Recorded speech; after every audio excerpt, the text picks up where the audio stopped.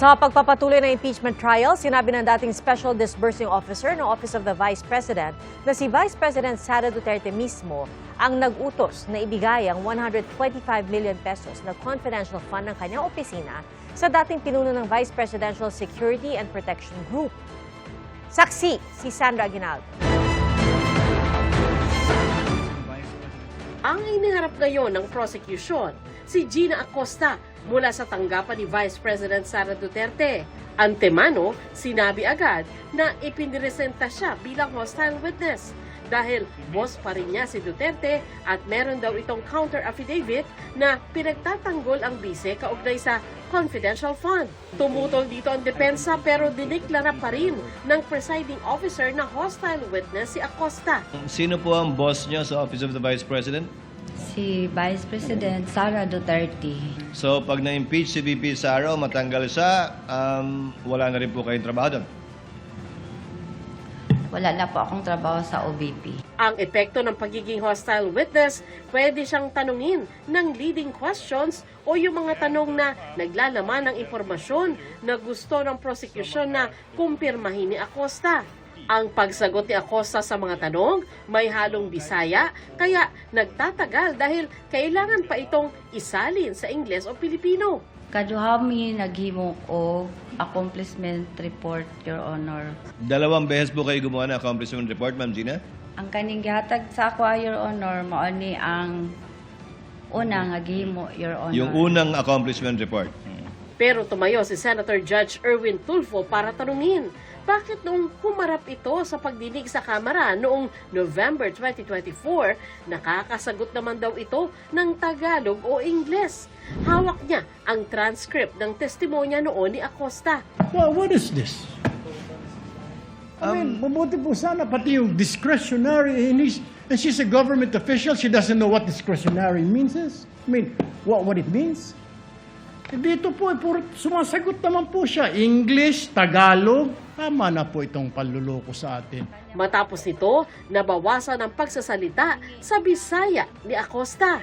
Tinanong siya ng prosecution tungkol sa pag-withdraw niya ng 125 million pesos in cash sa Land Bank noong December 2022. Ito yung confidential fund ng bise na sinasabing na-disburse o nagamit sa loob lamang ng 11 araw. Para maisalarawan ang dami ng pera, nagpakita ng letrato ang prosecution lawyer pero umalma ang depensa. May we just ask as to the source of the photo and how it was generated and produced? Because we don't have 125 million pesos in cold cash. So we had to resort to technology. Is that, Your Honor, artificial intelligence? This is AI Yes. generated? Yes. Ang pera inilagay daw niya sa 4 na bag, tsaka bumalik sa kanilang opisina. Doon ibinigay niya ang 125 million pesos in cash kay Colonel Raymond Lechica, former head ng Vice President Security and Protection Group. Dati nang ipinunto ng prosecution na sa ilalim ng joint circular ng Commission on Audit, ang Special Disbursing Officer ang dapat nangangasiwa sa pagre-release ng confidential fund. Kaya tanong ngayon ng prosecution, bakit ibinigay niya ang cash sa security ng bise, gayong trabaho niya ito bilang Special Disbursing Officer? Kasi po, may instruction po sa taas, Your Honor, ng aking head of agency. Sino ba ang head of agency na nag-utos sa'yo? Ang nag-utos po sa akin na i-release ang pera na 125M sa security officer na si Colonel Lechica ay si Ma'am Sara Duterte. Pinunto rin ng prosecution na kay Lechica rin napunta ang confidential fund para sa taong 2023. Gayong hindi naman daw niya trabaho ito at hindi siya ang Special Disbursing Officer. Siya po ang may alam, siya po ang eksperto, Your Honor, sa pagpatupad po ng confidential operation and activities, Your Honor. Kasi siya po ang may access when it comes to national security, Your Honor. Pinaalala din ng prosecution ang sinabi ni Acosta sa Kamara. And without the approval of the Vice President, will you give that to Colonel Lechica? Hindi po.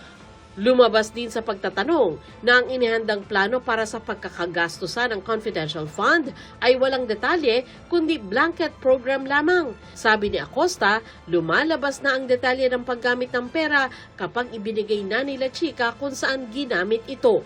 Yung paglilista, pagdidetalye ng expenditures, opo, di ba trabaho niyo rin po yan as SDO/Project Accountable Officer? Ang pagsulat po ako, pero ang mga expenses po kung unsa ang gamiton kay kay security Chica. officer po, kasi siya po ang mag-implement ng various confidential Mhm. operation activities, kay siya po ang eksperto dito sa ground, Your Honor. Kinumpirma rin ni Acosta na sa mga dokumentong isinumite sa Commission on Audit para i-liquidate ang milyong-milyong pisong confidential fund, wala ang pangalan nila Chica sa kabila ng papel niya sa paggamit ng confidential fund. Sa lahat ng mga dokumento isinumite nyo sa COA, nakasaad ba dyan yung pangalan ni Colonel La Chica? Wala. Ako si Sandra Aguinaldo, ang inyong saksi.